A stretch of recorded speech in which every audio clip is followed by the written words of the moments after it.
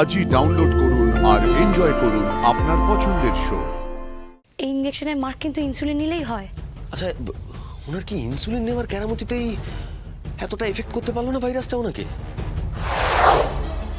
Sister, আপনি oxygen মাস্কটা লাগান, দেখতে পাচ্ছেন না? অক্সিজেন মাস্কটা লাগান তাড়াতাড়ি তাড়াতাড়ি তাড়াতাড়ি।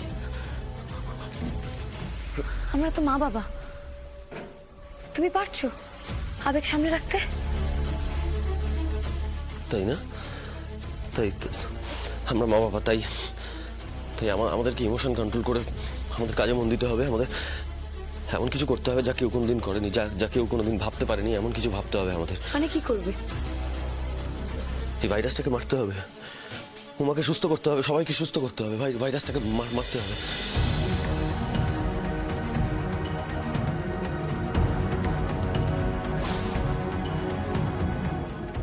আদি কি প্রতিষেধক আবিষ্কারের কথা বললো?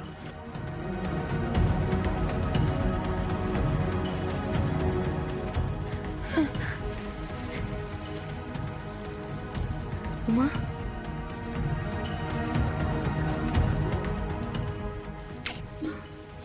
কিচ্ছু হবে না তোর বাবা, কিচ্ছু হবে না। তোর বাবাই আছে না, তোকে ঠিক ভালো করে দেবে, কিচ্ছু হতে দেবে না তোর। আর একটু ধৈর্য ধর মা। হ্যালো হ্যালো, হ্যাঁ হ্যাঁ ডক্টর ঘোষ, আপনি প্লিজ তাড়াতাড়ি আসুন, তাড়াতাড়ি। হ্যাঁ হ্যাঁ, আমি ডক্টর ব্যানার্জি মিসেস দত্তকেও খবর দিয়েছি। রাইট রাইট, হ্যাঁ হ্যাঁ, ওনারা আসছেন। আপনি বুঝতে পারছেন না, সিচুয়েশনটা প্রচন্ড ক্রাইসিস। হ্যাঁ হ্যাঁ, আমরা চাইছি এটা থেকে বেরোতে। প্লিজ হেল্প করুন আমাদের। Right right. Doctor Vikram, doctor Kavya, doctor Subarna, বলছি প্রত্যেকে বিপিটা চেক করুন। হাই বিপি থেকে আমার মনে হয় এই সিমটমগুলো দেখা দিচ্ছে, বুঝলেন? এই সিচুয়েশনে না হাই বিপি যে কোনো মুহূর্তে একটা বিপদ ডেকে আনতে পারে, আমাদের কেয়ারফুল থাকতে হবে। রাইট? ওকে, আমি এক্ষুনি মেডিকেশন চালু করে দিচ্ছি। সব পেশেন্টরা ক্রিটিক্যাল ছিল, এখনো আছে, তবে আমরা সামলে নিতে পারবো চিফ। একদম একদম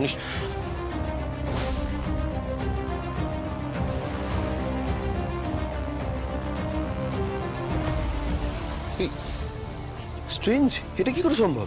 কি হয়েছে চিফ? হ্যাঁ, আপনি দেখুন, ঠিক তাকিয়ে দেখুন, এনার মধ্যে বয়সের কোনো ছাপ নেই। হ্যাঁ তাই তো। দেখো বিক্রম, ইনফ্যাক্ট ওনার প্যারামিটার্সও বাকিদের থেকে অনেক বেশি ডেভেলপড। হ্যাঁ ঠিক আছে, সে তো দেখতেই পাচ্ছি, কিন্তু আপনি দেখুন বাকিরা যতটা এফেক্টেড এই ভাইরাসে, উনি কিন্তু ততটা এফেক্টেড নন। রাইট। আনন্দি, আনন্দি একবার এদিকে এসো। কি হয়েছে?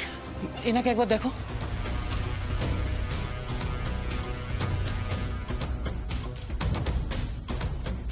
ওনার তো জ্বর নেই, একদমই জ্বর নেই, যেখানে বাকিদের জ্বরে গা একবারে পুড়ে যাচ্ছে। তবে ড্রাউজি হয়ে আছেন, কিন্তু হ্যাঁ, কিন্তু বয়স্কের কোনো ছাপ নেই, আর ওনার হার্ট রেট আর পালস রেটও নর্মাল। আরেকটা জিনিস দেখো, সব থেকে ইম্পর্টেন্ট যেটা, এই লোকটার অক্সিজেন স্যাচুরেশন দেখো নর্মাল, যেখানে বাকিদের খুব কম। এটা কিন্তু খুবই অবাক করার মতন বিষয়।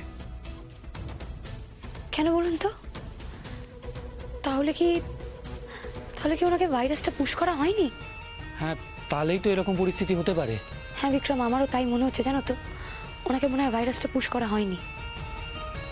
না না না, এটা কি করে সম্ভব? সবাইকে যেখানে ভাইরাস পুশ করা হলো, ওনাকে ভাইরাস কেন পুশ করা হবে না? ওনাকেও ভাইরাস পুশ করা হয়েছে, কিন্তু উনি কি করে সবার থেকে এতটা বেশি স্ট্রং আছেন? আর তার থেকে বড় কথা, উনি তো একেবারে বয়স্কের ছাপ একটুও নেই ওনার মধ্যে। কিন্তু এটা কি করে সম্ভব আদি?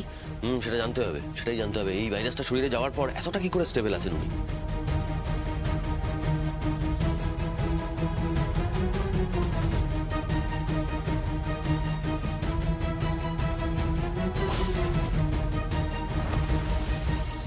আনন্দীপ, এই দেখো, নাভির কাছটায় ইনজেকশন পুশ করা হয়েছে।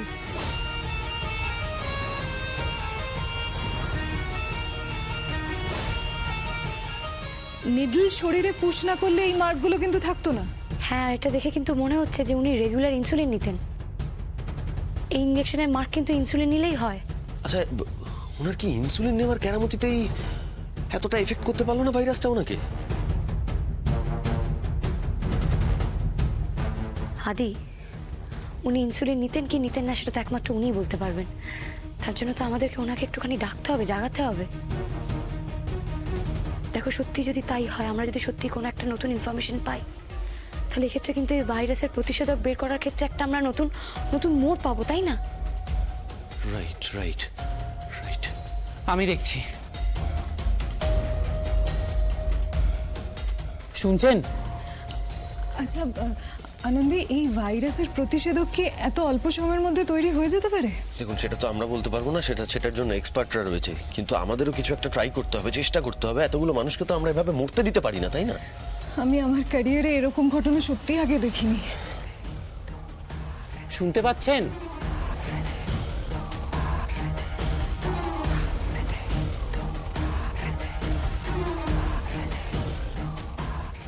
আমি হাসপাতালে? আপনি মেনি নেস্টে আছেন। জয় বাবা, তুমি আমায় বাঁচিয়ে নিয়েছ, ওই নরক থেকে মুক্তি পেয়েছি আমি। এবার আমি ঠিক বেঁচে যাব। হ্যালো হ্যালো, বলছি আপনি নিশ্চয়ই বাঁচবেন, কিন্তু আপনার সঙ্গে সঙ্গে বাকিদেরও তো বাঁচাতে হবে, তাই না? তাই এই বাকিদের বাঁচানোর জন্য না আপনার হেল্প চাই আমরা। আমার শুনুন, আপনাকে আমরা কয়েকটা প্রশ্ন করব, আপনি শুধু আমাদের উত্তর দিন, তাহলেই হবে। আচ্ছা, আপনি কি ইনসুলিন নেন? হ্যাঁ নি,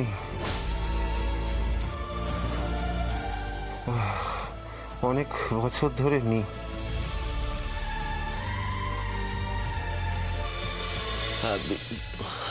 আচ্ছা আচ্ছা, শুন, আমি বলছি কি, আপনি কি ওই পিৎজা খেয়েছিলেন? তো পিৎজা খেয়ে শরীর খারাপ লাগছিল আপনার, তারপর আপনি ডাক্তারখানায় যান, সেখানে গিয়ে একজন এমআর আপনাকে তুলে নিয়ে গিয়ে ওই মেডিকেল ক্যাম্পে নিয়ে গেছিল, রাইট? আমি ঠিক বলছি? না না, আমার বাড়ির পাশে একটা ফাঁকা গলি দিয়ে আমি অফিস থেকে ফিরছিলাম। ওই সময় ওই রাস্তাটা আমার বাড়ি শর্টকাট হয়, রোজ আমি ওই রাস্তা দিয়ে ফিরি। কিন্তু সেদিন হঠাৎ করে একটা গাড়ি এসে একরকম আমাকে কিডন্যাপ করে ওই ক্যাম্পে নিয়ে যায়, এবং নিয়ে যাওয়ার পরে আমাকে একটা ইঞ্জেকশন দেয়। তারপর থেকে আমার খুব ড্রাউজি লাগছে। ব্যাস এইটুকুই? আর আপনি কিছু ফিল করেননি? না, তেমন কিছু নয়, কিন্তু ওখানকার এতগুলো মানুষ, তাদের ওরকম চেহারার অবস্থা, তার উপরে ওরকম যন্ত্রণা, ওইটা আমি দেখতে পাচ্ছিলাম না, তাই দেয়ালের দিকে মুখ করে শুয়েছিলাম। আপনাকে ওরা আর কোনো ওষুধ বিশুধ কিছু দিয়েছিল? আমি ওদের ভয়ে মটকা মেরে শুয়ে থাকতাম দিন রাত, তাই হয়তো আমি ওদের চোখে পড়িনি।